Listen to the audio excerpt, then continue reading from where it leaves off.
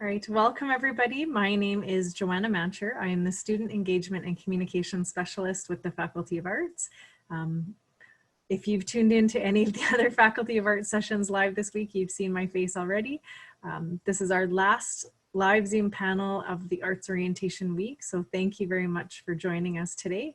Today, the conversation is between me and Suman Varghese. She is a registered psychologist with Counselling and Clinical Services here on campus. And today the conversation that we're going to have is going to be about student mental health and mental wellness. So I'll ask Suman to give a little brief introduction of herself and then we'll get into things. Sounds good. Thanks, Joanna. Yeah, so like she mentioned, I'm one of the psychologists at Counseling Services, which is basically the main and only counseling center on campus. I also work as what we call like a satellite psychologist, which means I'm actually, if we were on campus, I'd be working out of humanities in the arts undergrad student services area because I work also with staff and faculty to help support art students from a mental health perspective. So I always like to do things like this and work directly with art students. And then the bulk of my job is providing therapy like the rest of the psychologists in our clinic. Wonderful. So for everyone that's tuning in today, our session today is going to be a conversation around student mental health, what resources are available to you as students here on campus. I do want to caveat the conversation that this is not a session to talk about personal issues, and if you're having a moment of crisis or you're in need of being able to speak to somebody one-on-one, we will provide some links and be able to get you in touch with those resources.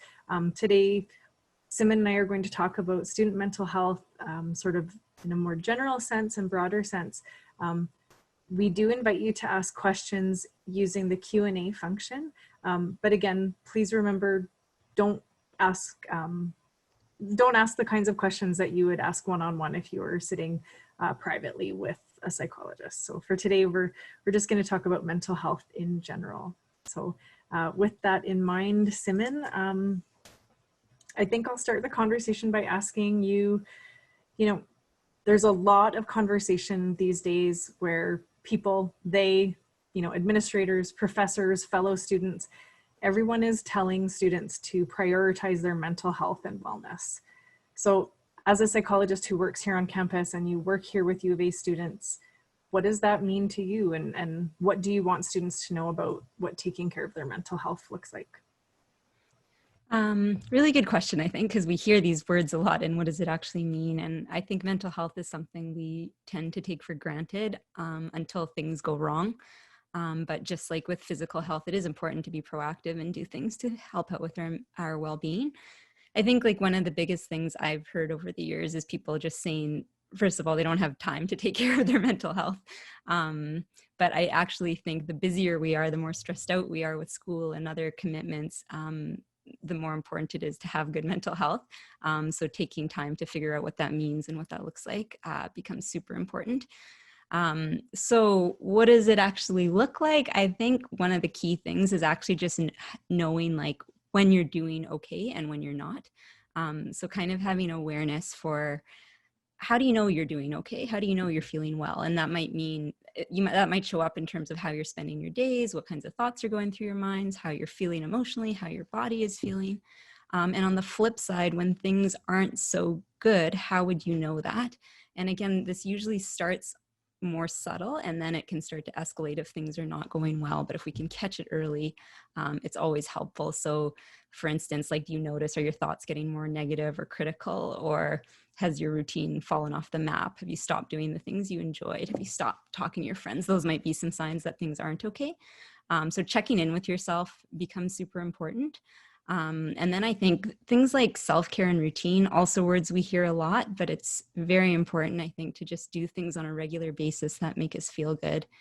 So things like exercising, having a healthy diet, a sleep schedule, talking to other people. These are kind of our basics around it, but also kind of just finding things you enjoy. So what makes you feel good? Is it playing a game? Is it going for a walk? Is it talking to friends? Whatever it might be. So these are all different aspects, I think, that can help with well-being.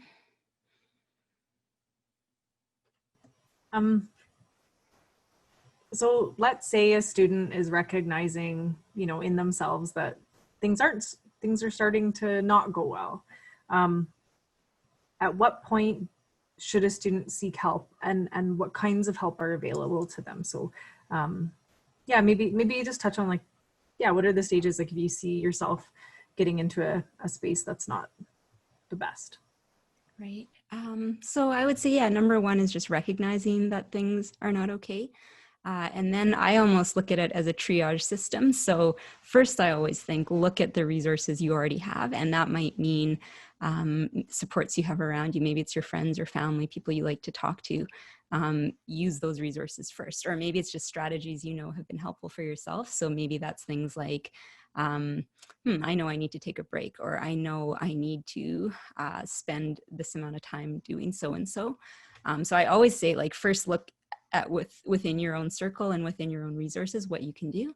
If you are feeling like, no, there's something more that I need, there are, like, more, I guess, less formal supports than counseling. So, and I'll probably end up talking about it a little more later, I think, is the Peer Support Center, which is like a place where you can talk to a trained volunteer, but it lets you talk to someone who's maybe not in your immediate circle. So someone objective, someone where it's confidential, but also where you'll get those good listening skills. And when do you access things like that? Anytime you want. They kind of advertise themselves as no problem is too big or too small. So it might mean you're just dealing with a dilemma and you just need to talk to someone. It might mean you're feeling overwhelmed. Oftentimes just having that conversation can be really, really helpful.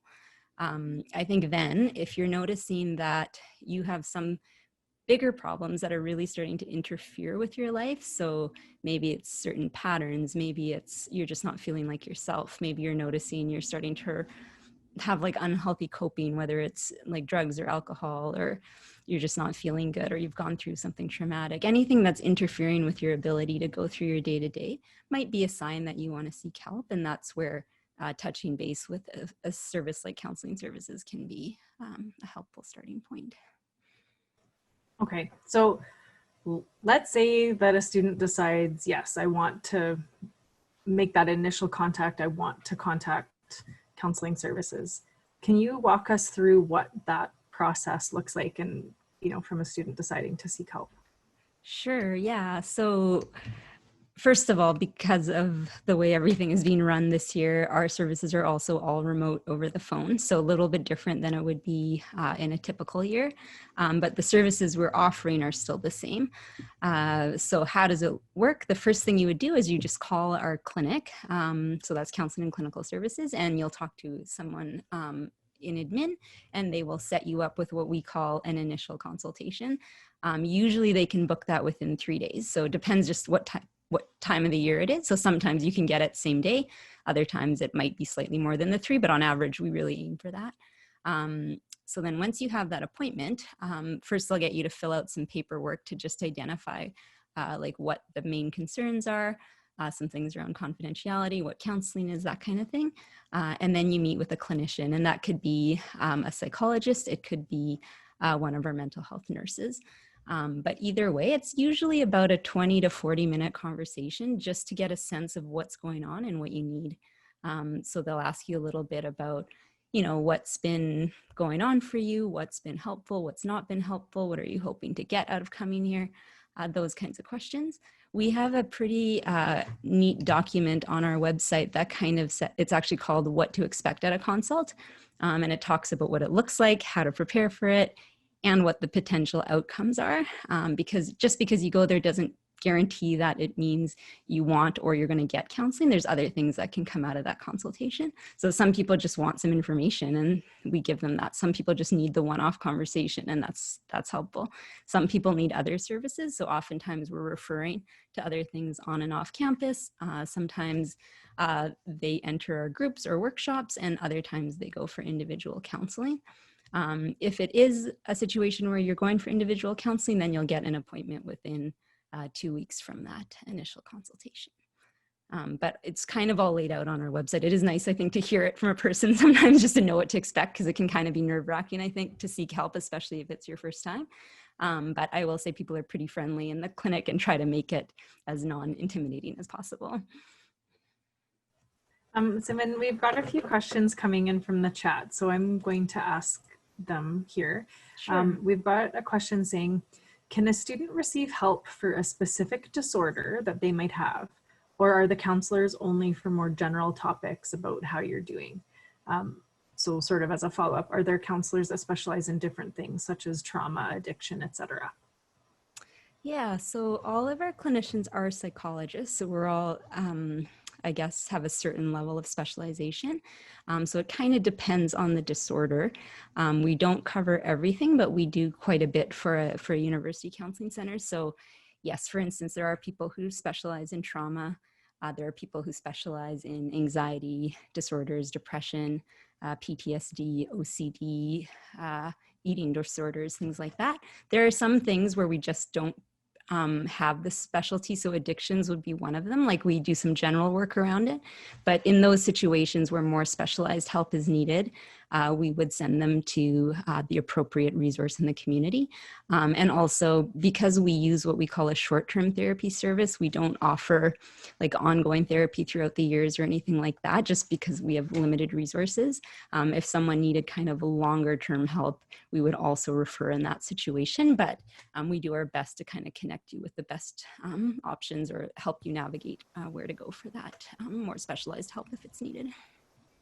So Suman, you talk about sort of like longer term. So is there sort of a limit into how many visits, like if somebody were to go to counseling services and get assigned to see you, for example, is there a limit for how many times they could see you in a row before it's like, okay, this is more of a longer term setup and transfer them over? Yeah, so we always start therapy by kind of laying out some goals. What are we trying to accomplish? And if there is a lot of stuff and we know we can't get to it all, we'll just choose one or two things we want to work on. I would say on average, and this is just me guessing, it's not scientific, so I could be way off, but I think on average people come between like for 3 or 4 sessions to about 10 sessions. That's where most people land. Some people just once or twice, some people a little bit more than the 10. Around 15, 16 sessions is where we generally have to cap it. And that's, again, because of just the ratio of psychologists to students. If we offer more than that, it just becomes really hard for new people to get in. So that's usually what we use as guidelines. But again, it depends. Some people, it'll be much less. Some people, it'll be around there. And then we always talk about that at the beginning and how to do the transition if it's going to be referred elsewhere. So you've kind of talked about this a little bit, but I think this question in the chat is in the Q&A is getting kind of a little bit different. So what are some tips for balancing academic and social life? So I know, you've talked about, self-care and taking care of yourself, but maybe just more broadly, can you weigh in from a psychologist standpoint about balancing academics and non-academics? Sure. Yeah. I mean, I think, I don't know if there's one right way to do it because everybody works a little bit differently. I would say the important thing is actually even having the awareness that balance is a good thing and making sure you have time. You intentionally make time for that social aspect of life. I think especially certain times of the year, midterms, papers, all that kind of thing, it's really easy to neglect the fun side of life. But one thing that helps me, it always helped me when I was in school, and I often talk to clients about this too, or students about this, is just that people often think I don't have time for that because I have so much work to do. But on the flip side, like if we don't refuel ourselves, if we don't do things that energize us, we end up not being as productive anyway. So I might sit and try to study for 4 hours instead of taking an hour to hang out with my friends. But then is my productivity that great? Not necessarily. I know a lot of people talk about just sitting at their desks feeling guilty if they do anything else. But I kind of look at it as it's almost like, to me, if I could, I would prescribe it to people to take time for themselves and just see it as a non-negotiable. Some people judge it. I know sometimes some, especially old school profs, kind of preach this idea that you're supposed to be working 24/7, you shouldn't be taking breaks. But I think we've come to a better understanding now with mental health that if you feel good about yourself, you'll be a better student. So kind of looking at it as this is going to help me study. Of course, that doesn't mean you just never study and you're always having fun. I think finding the balance that works for you is good, but intentionally staking out time, I think, is important. That's awesome. Yeah. And I mean, it's one of those things where it's like finding rhythms and finding support networks. And I think that if there will be challenges this year with especially new students coming to campus and trying to make connections with people. You know, you might be in classes and not be in a single class with anybody from your high school or from your community even. So I think finding ways to connect with their fellow classmates is going to be huge, and you know, kind of putting themselves out there, and that can turn into, you know, having a Netflix party with a classmate, and then Absolutely. afterwards it's like, okay, then let's chat about that sociology class we're taking, or you know, I'll edit your English paper and you edit mine, and you know, you can help each other out that way. So I think that's going to be an important consideration for students this year. Yeah, you have to be more creative for sure. Yeah. So a few more questions in the Q&A. It says, if we need ongoing counseling, will we be set up with one counselor, or will it change who we talk to every time? So I know you said there's a cap here on campus, but even within that, how does that work in terms of appointments? Yeah, good question. So the initial consultation could be with any clinician, and then usually you get set up with someone else. On a rare occasion, it might be the same one, but mostly it's our nurses doing the intake appointments. So that first person will probably be different, and then you're assigned to a psychologist, and from there on in, you work with the same person for the course of therapy with us. And then, yeah, obviously if we refer out, then it would switch, but within our clinic, it would be the same person. Awesome. Now, a financial question, and it's a big one. Is going for help free? Yeah, good question for sure. I take it for granted, and I shouldn't, because most places it's not free. But for students, yeah, all the services we offer are free. So that's the groups, the workshops, and the individual therapy. So yeah, no payments at all. Actually, you kind of mentioned this. I know in the past, Suman, we've talked, like there's been different free workshops and like meditation and yoga and things like that. And I know, I feel especially like students right now, whether they're brand new students to the U of A or returning students, students are going to be bombarded with electronic messages over the next few weeks. Like there's going to be newsletters coming at them left, right, and center. But are there sort of free resources available through counseling services that students, like, what do you guys have planned so far in terms of, rather than like formalized counseling sessions, but some of these workshops and stuff?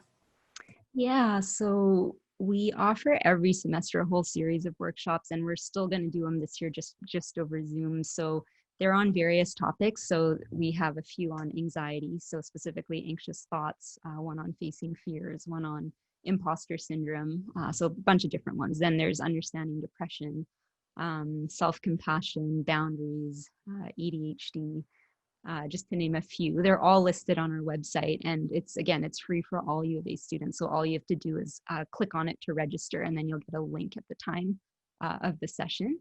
And yeah, we have offered historically, one of our psychologists is also a yoga instructor, so he kind of uses both together to help people with stress and anxiety, and it's been a really helpful services and well used over the years. So it's been on hold since the pandemic started, but he is actually going to be starting that up again at the end of the month.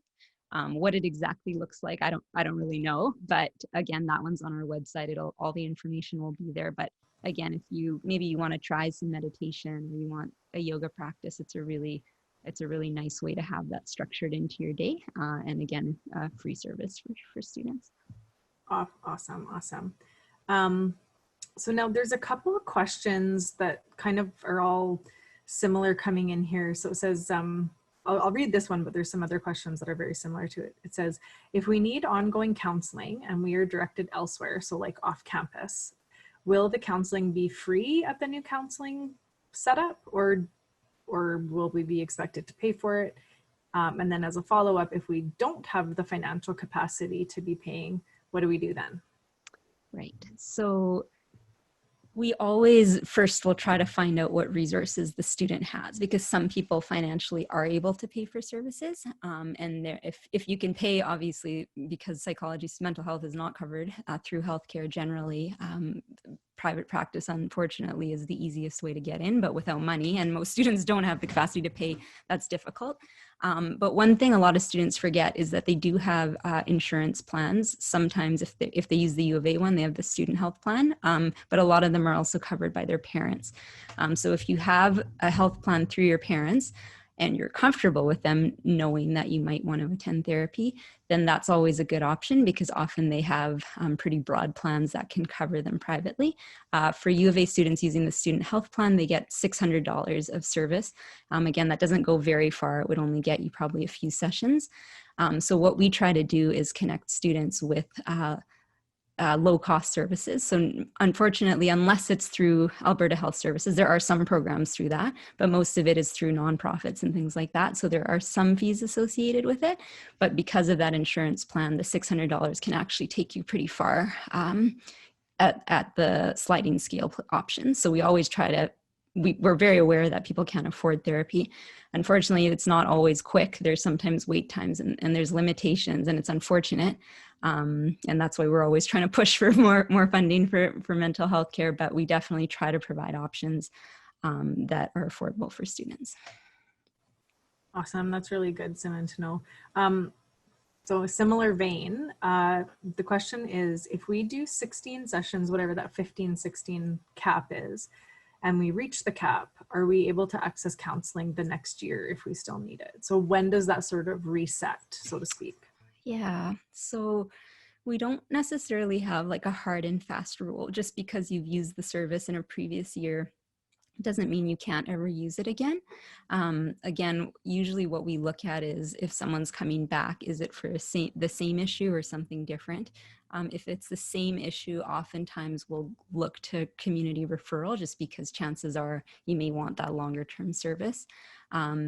If there is availability, it's a new issue, it definitely doesn't stop you. I think like this year is going to be interesting because I'm not sure like what it's going to be like for demand. And again, our own services are a little bit compromised, and like there's just a lot of unknown. In the last few years, our service has gotten really, really busy. So what's unfortunate about that is not everyone who wants an appointment gets an appointment. And that's a hard thing. I mean, there's no way around it. We do our best to give you as many resources as we can and to refer you appropriately. So I would just say like, I always try to say, like, don't go in with the expectation that it's like automatically you get counseling, because that can lead to feelings of disappointment. Go into it knowing that this is a hub to get help. Counseling is one potential option. And it doesn't matter if you've used the service before. We'll always gauge things based on where you're at and clinically what's needed, if there's other services you could use, that kind of thing. So it's not black and white, but absolutely, if you've used it up, it's another year later, or maybe now you're in fourth year, come back for sure, and we can go from there.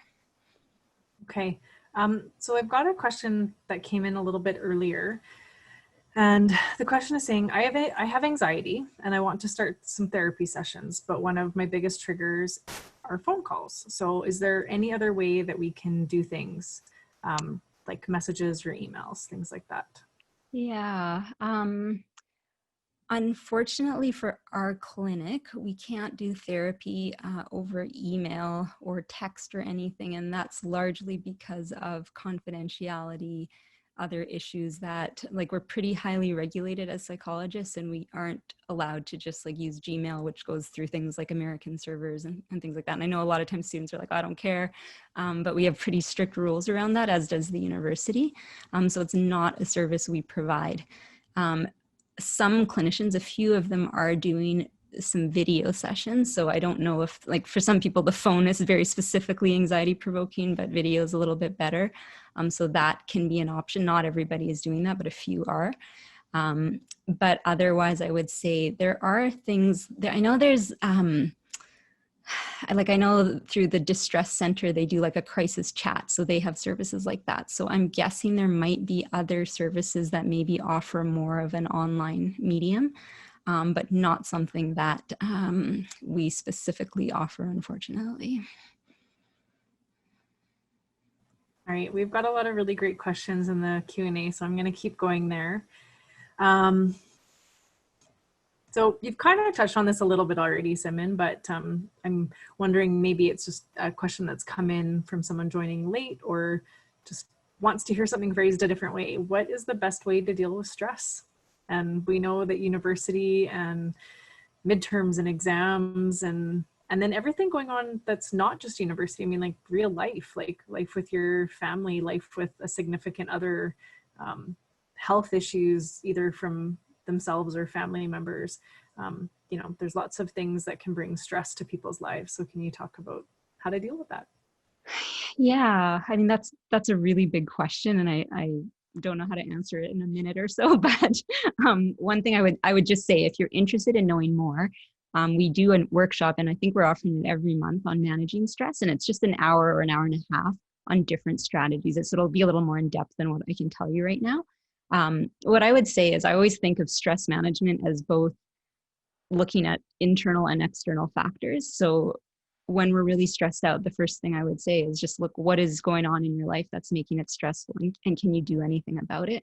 So are you overloaded with commitments? Are you having trouble saying no to people?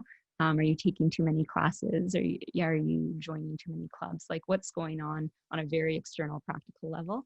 And sometimes we just have to modify that. And that can be really, really hard because I know a lot of times, especially university students, there's a lot they want to do, there's a lot they want to achieve, and not filling up their schedules can sometimes be hard. So from a very practical standpoint, just managing what you're taking on and knowing that it's okay sometimes to take on a little bit less, or maybe even sometimes it means withdrawing from a class or quitting something, which I know can be really hard to do. But if you're overloaded, sometimes that's the best thing. Self-care and refuel time, of course, is super important, like I mentioned earlier.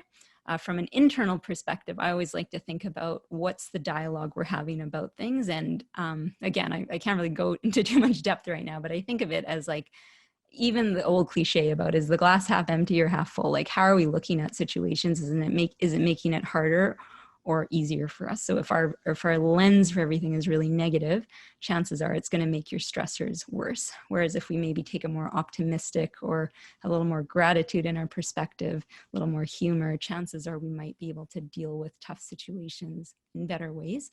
But I know it's easy to say these things. It's another thing to implement them. I think on our website, we have a page of resources as well, and it's kind of just handouts on different topics. So there is one on stress as well. So if you want some more like specific strategies, what are some things I can do? Check that out. Check out the workshop. That'll be really helpful. I think you get a lot of really concrete strategies of things you can do. So yeah. I know, I'll chime in. I know, we've had conversations over the years about gratitude, and I know every once in a while I'll get on this kick where I'm like, oh, I'm going to write down 3 things every day I'm grateful for. And it's one thing to say you're going to do that, and then it kind of peters off when things get busy. But I do remember, taking a moment to realize what is going well has always been something that I've found beneficial. So here's a question that a lot of people have kind of upvoted here in the chat or in the Q&A. It says, what advice or comments do you have for students who use their refueling time for unhealthy habits? So, drinking, smoking, recreational drug use, binging in any kind of form. So like how to sort of manage if your refueling is something that actually isn't very beneficial. Okay, so the coping has become unhealthy in some ways, I guess.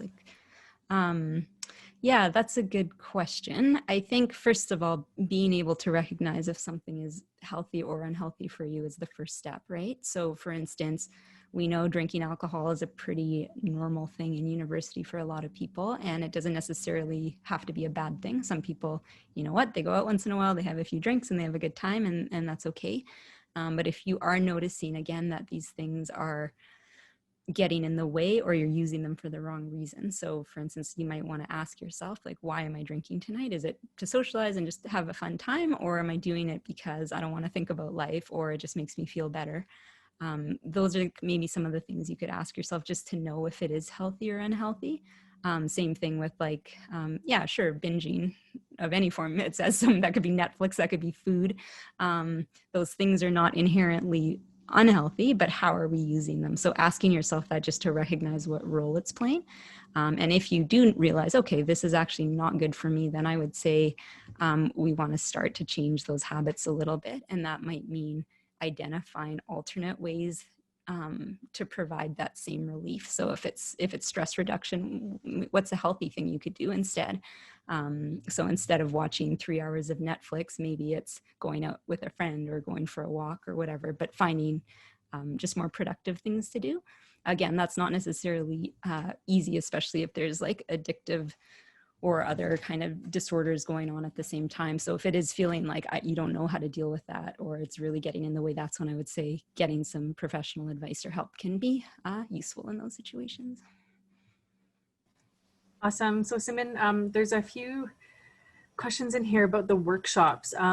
So Nathaniel has joined us as a panelist, and he's going to try to find specific links and throw it up in the chat for everybody. So yeah, just how to apply for the workshops, and are the workshops free? Yes, so the workshops are free. All you have to do is register, and we just do that to keep an eye on the numbers. So if the link is going up, yeah, I think I see things popping up in the chat here. Yeah, yeah, you just, Counseling and Clinical Services on the U of A webpage is all you have to know. But once you're there, yeah, you can click on drop-in workshops, and they're all listed there, as well as the time and date and everything like that. So. Awesome. Okay, thanks just for a recap on that. I'm really excited to see someone in the Q&A asking if we can, if students can volunteer with mental health initiatives. So do you know much about how students can get involved in that regard? I'm definitely not the best person to ask for that. Through our clinic, we don't have volunteering. We have a training program though. So we get master's practicum students, we get PhD interns coming in. So we have that aspect of it. But in terms of undergrads who are looking to volunteer, there are other places on campus you can do that. I believe the community social work team has different programs where you can volunteer. So you could Google that and take a look. Also, there are a number of clubs on campus related to mental health. So I've known a lot of students over the years who've gotten involved in various ones. And I think there's listings of all the clubs on campus. Again, with everything online, I don't know how students are going to find out about everything. I mean, it is all online, but I think jack.org is one I've heard of. That's a mental health related one, but there's definitely more. So even if you just kind of scroll through the list, see what stands out for you, because there's lots of different ways to get involved with mental health. There's also, I think, peer support, of course, is a great one. If you're serious about volunteering, because it's a big time commitment, peer support's amazing. You do about 60 hours of training on supportive listening and crisis management, and then you provide support to your fellow undergrads and graduate students. So that can be a really good way for people who are interested, maybe pursuing psychology down the road, or just like being in that helping role. And through this social work team, there's something called Community Helpers, which is like a 2-day program, I think, where you get to learn about how to be a helper and things like that. So there's different ways to get involved. That's awesome. Thanks, Suman. So a couple of questions here. One is saying, are there support groups on campus for different topics? And the one that I was going to just bring up is like the landing. And thank you. Yeah, and I was just trying to think off the top of my head what other support groups there are. Sometimes it's like hard for me to remember them all when I'm trying to think of them on the spot. So the landing is a center specifically for gender diversity and sexual diversity. So they have workshops and peer support and things like that. So that's specific to a topic. I think the International Center may have certain supports and groups and things like that for international students. Again, I think student clubs might be a good way to kind of look into that as well. We don't offer support groups specifically through our clinic anymore. We do offer some group therapy on specific topics such as social anxiety, just general anxiety, depression, things like that. But those are, again, more formal therapeutic ones. But there's also support groups in the community and stuff like that. So I would definitely suggest maybe doing a quick Google. But also if you're having trouble navigating, you could even do an initial consult with us to just ask about what supports are out there. And then that clinician can look a little more closely into what might be a good fit for you. Oh, and Okay, awesome. yeah. Oh, go ahead. Oh, sorry, I saw in the chat box that there's it says here Bears Den also has lots of student organizations, so that's good to know. Yeah. And then Nathaniel, I'll get you to find the phone number for the clinic too and pop that into the chat there. There's a question about whether or not there's counseling for dealing with phobias, etc. So whether that's one-on-one or some of the group therapy that you were talking about. Right. I think that ties in a bit to that question about, are there specialists? For sure, phobias is a common thing people come in for. So absolutely, there is that treatment for that. All right. So getting back to the nuts and bolts of university classes, any advice on the best way to handle a bad mark on midterms or final exams? Okay, good question. I think there's lots of things that can make that a more difficult or a better process of going through, because at some point, most people will get a bad mark. I think a lot of times, first of all, just understanding that that's a normal part of being a student.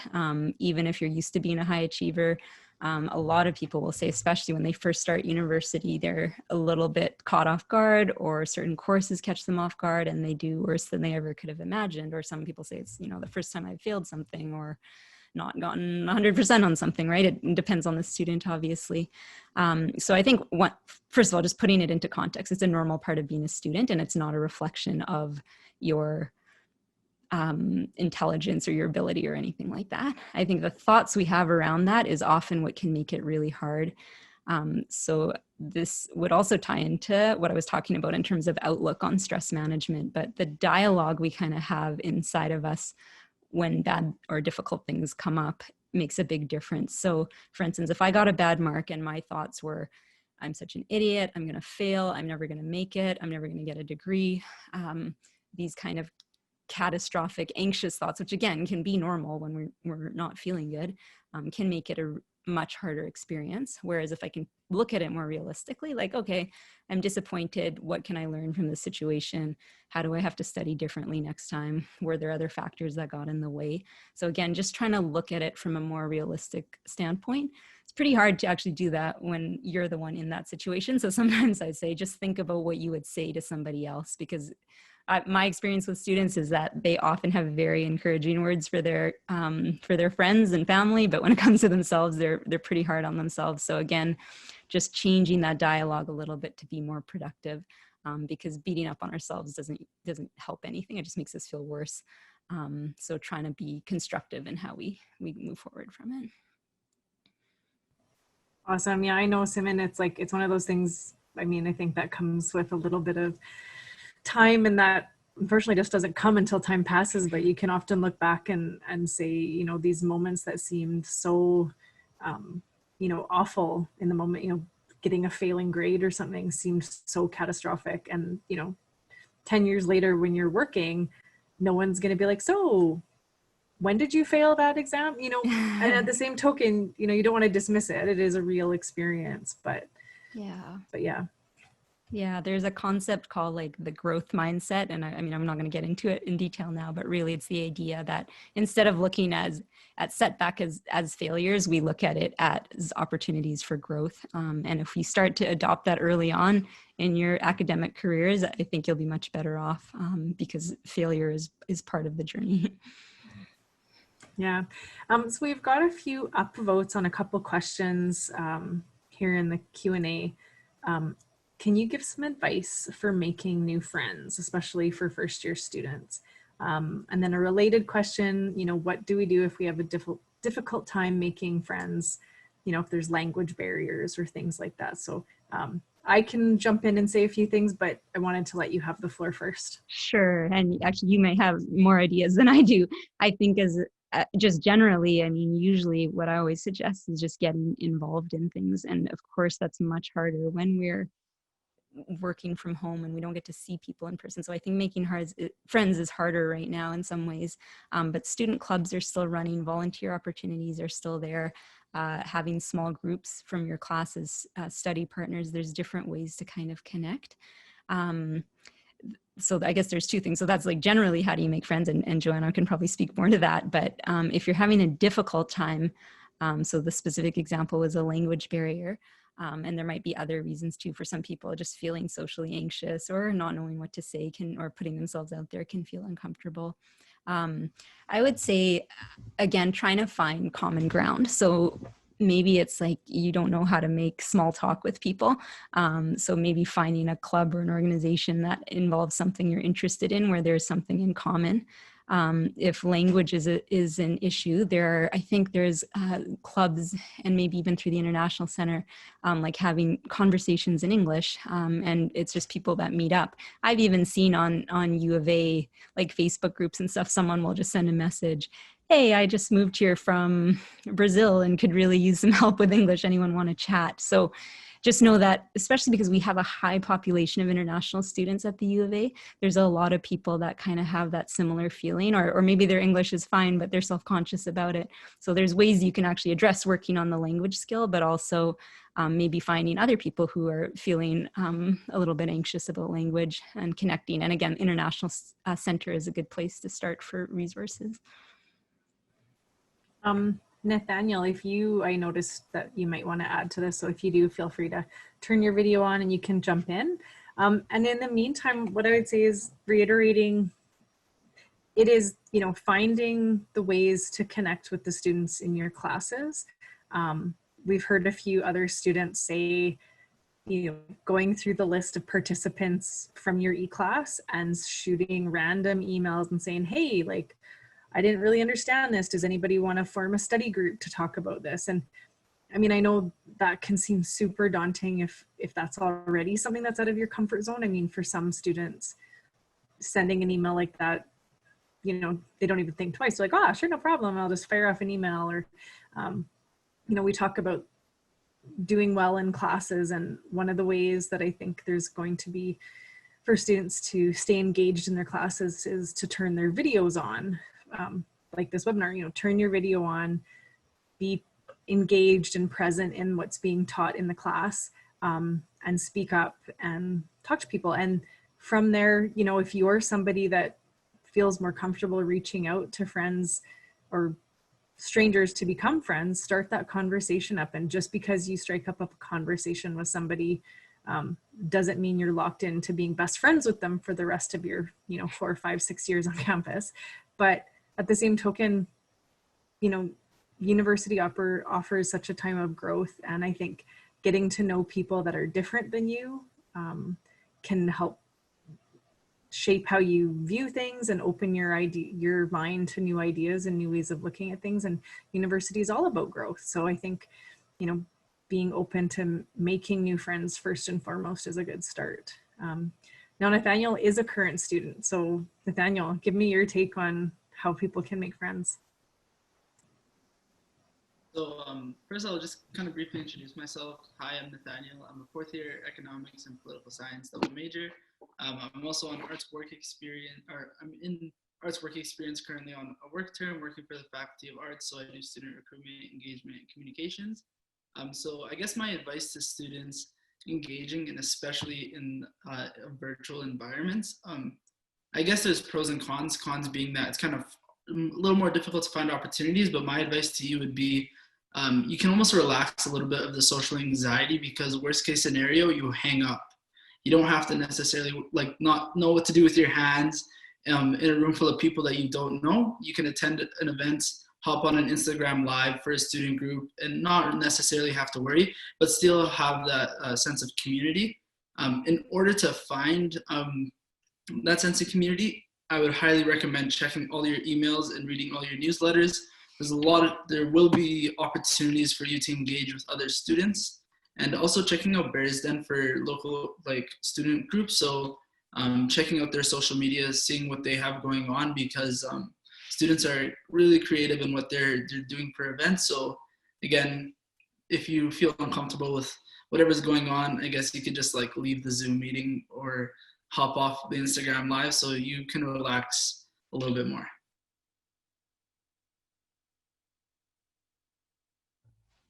That's great to hear Yeah. from a student. Yeah, you know, and just for that, it's like, yeah, it's like, oh, like my internet's giving me a problem, or like I have to get off, you know, the Zoom call because somebody else in my apartment, my house, my family needs needs a better Wi-Fi connection. And, you know, yeah, you can just duck out, and that there's sort of no big commitment that way. All right. We've got a few more questions that have been in the Q&A for a little bit. We are starting to get towards the end of our time, so I'm going to get back to the questions. So there's a question saying, are people respectful of pronouns and names, etc.? So Suman, what's your experience with that? And I'm guessing maybe from a counseling perspective, like how the psychologists handle that, and then maybe just speaking about the university campus in general. Okay, yeah, I mean, I can speak to our clinic for sure. Absolutely, we do our best to be as inclusive and as aware as possible for all forms of diversity. So even on our initial paperwork, we always ask about preferred pronouns and do our best to respect what people are hoping for. My experience with all the Dean of Student Services, so that's where most of the central student services come from, is everyone adopts that, or as far as I've experienced, everyone adopts that same respect and really tries to, they really value the diversity and inclusion, so we try our best. I don't know if I can speak to the whole campus. I think as a general rule, that's the U of A stands for inclusion and does their best, but from the counseling standpoint, for sure, we do that. Awesome. Yeah, and I know that, I mean, I think, you know, the campus is a small city in and of itself. So, I mean, just like any population of that size, there's going to be differing views and different positions that people have. But I would think, I do think that, especially over the past few years, there's been a big growth and awareness about the responsibility and necessity and opportunity to be more respectful about diversity in all shapes and forms. I think this is something that people are trying to be better at.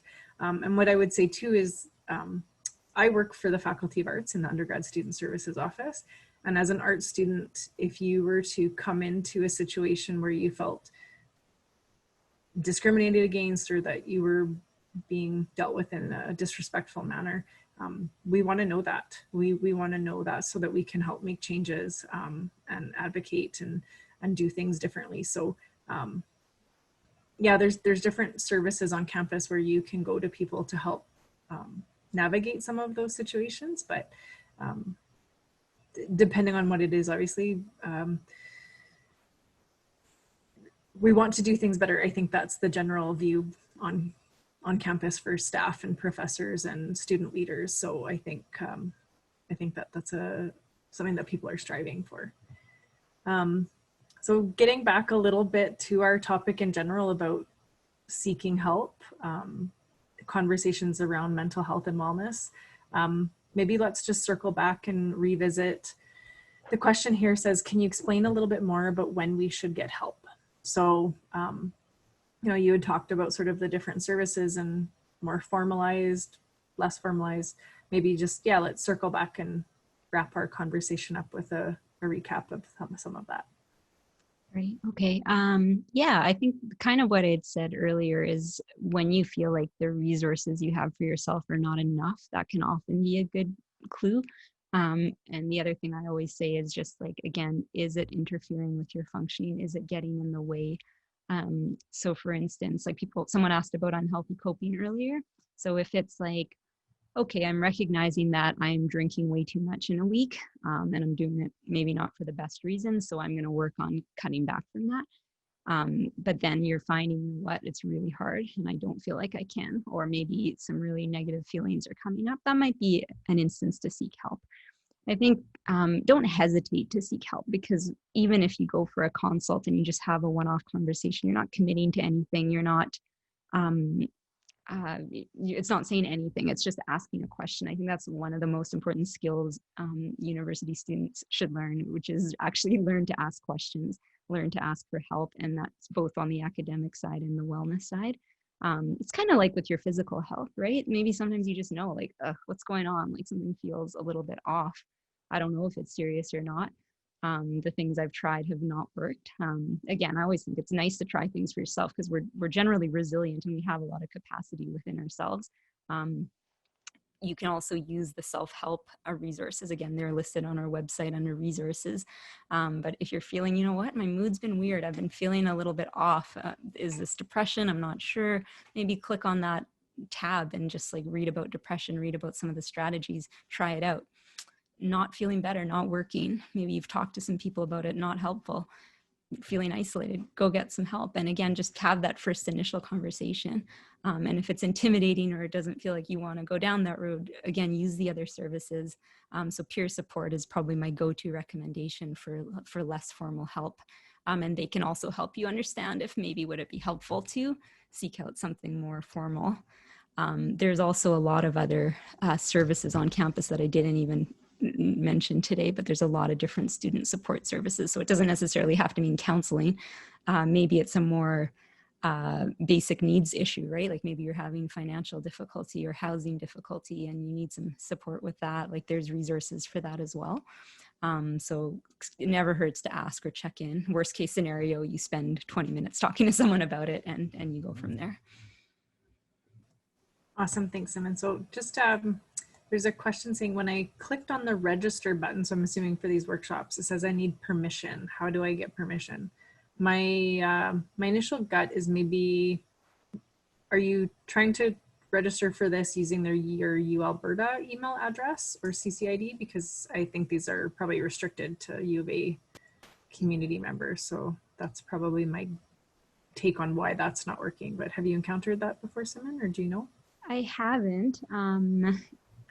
And I don't even know, because to register, it's just I'm just clicking on it now. It's just a Google form you click on. So I don't know if they're talking about workshops or not. If you are trying to get in and you can't, I would just say maybe call our clinic, or you can email our clinic to just ask and they can maybe walk you through and troubleshoot. But it's just a click and a Google form. So there might be something else going on there. So. For sure. Oh, okay. Oh, yeah, there you go. Okay. Yeah, that's Joanna knew. That's going to be such a tricky thing, because I have a personal Gmail and a U of A. So the thing is, even our U of A email addresses, because we're with Google and we're on a G Suite, depending on which one I log into on my computer, I'll go to sign in on something. It's like, you don't have permission. I'm like, what? And then I'm like, oh, right, I'm using my wrong account. So, so that's just a quick logistics one. All right, so maybe a little bit more lighthearted, and this is a little bit just more like brainstorming, but what activities can students do when they want to refuel themselves mentally? So yeah, this can be pretty individual, I think, in terms of it just depends what you like. I think the ones we often hear about are the relaxing things, like try yoga, go for a walk, have a bath, those kinds of things that are kind of soothing. But for some people, they want something more activating. Exercise, go for a run or a bike ride. Some people, taking a nap is refueling for them. Some people, spending time with animals is refueling. I think of my own life. I'm like, okay, what do I like to do? I like listening to music. I like doing photography. So kind of just looking at what do you enjoy, and going from there. And if you're not sure what you like, just try different things, right? Again, it's a little bit different when we don't have as many opportunities to go explore the world right now. But anything that makes you feel better. And yeah, for activities, I mean, even just Google like self-care activities, you'll find like infinite numbers of suggestions online. It's a very popular topic, I would say. And refueling, I would also just say, can mean setting limits and boundaries. Saying no to things can also be an example of refueling. So maybe you're used to working until 10 at night and you have to stop yourself at 8 at night. That could be an example of refueling yourself. So there's different ways to kind of look at it. kind of as a digression, I think that one of the more quote unquote adulting things that can be learned, and the earlier we learn it, is to set boundaries and to say no. And I mean, you know, it's one of those things that as a student working for your life professionally, relationships, it's like, yeah, being able to say no is a really hard thing to do. And I think it's something that you have to do on a daily basis, and being more comfortable and learning how to do that better sets you up for more success. But absolutely. I know it's something that I've had to work on, and I think you have to keep doing it for the rest of your life. Yeah. Yeah, for sure. Maybe I'll just also add, on the flip side, for some people, it might be saying yes, right? So maybe they're avoiding and not doing things, maybe saying yes to something. So it can go either way, but yes, both valuable skills in life. For sure. Okay, we've got time. There's 2 more questions in the Q&A. We'll try to get to both of them, but thank you everybody for tuning in. We'll get to these 2 questions, and then, you know, do follow up, keep watching the newsletters. As an arts student, you will get student newsletters Friday mornings in your inbox.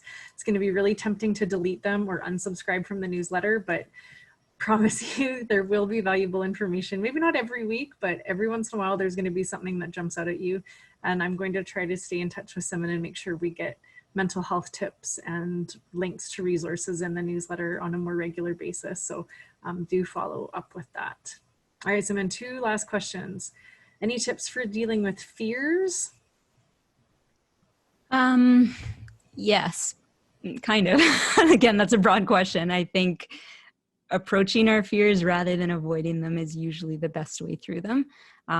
Doing that in a way that's manageable can sometimes take a little bit of strategizing, but oftentimes, you know, when we're scared of things, we avoid them. So for instance, if I'm socially anxious, I might avoid going out, or I might avoid talking to people. And that just kind of reinforces that idea that I'm not able to do it. So taking the risk, putting yourself out there, facing the fear is actually what allows us to learn that, oh, it can be okay and nothing terrible has to happen. Very simplistic thing in theory, and it's kind of like the old cliche about like when you fall off the horse, get back on, but it's kind of true. But one of our workshops is actually called Facing Fears, and it talks in depth about how do you go about approaching it, especially when it's like, maybe it's not just a mild fear, it's a pretty intense fear. So if you want some support, I'd recommend that workshop. Awesome. Yeah, thanks, Suman. There's the last question, and then I'm going to close it. So it says, I'm a workaholic when it comes to studies. Is that bad?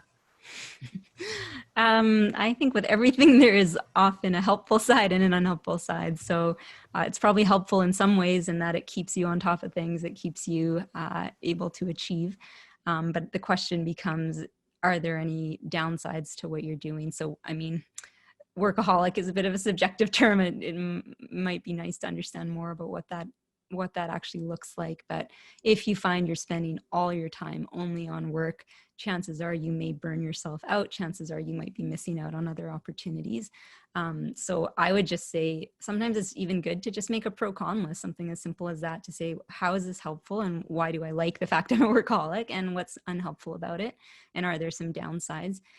Chances are you'll have some things on both sides, which means maybe you just need to dial it down a little bit more, or create a little bit more room for other things, because nothing wrong with being a hard worker and liking to spend your time with that, but we don't want to neglect other aspects of life, especially throughout university, since it can get really, really draining and tiring. So we want to make sure we have that refuel time as well. Awesome. Thanks, Suman. I think we covered a lot of really fantastic information. I'm really glad to hear that students here on campus have access to so many wonderful resources. And I really appreciate you taking an hour out of your day to sit down with me and talk about mental health and mental wellness for students. So thank you very much. And thank you to everybody for tuning in. Please do visit the links that were thrown up in the chat. If you go to the U of A website, just the main homepage, and click on current students, that's a really great start of a hub to get you to all sorts of links, whether it's for mental health and wellness, academics, recreation, things like that. And thank you very much. Oh, amazing session. Wonderful. Okay, thanks everybody. Have a great weekend, and then classes start Tuesday. Bye now, everyone. Thank you.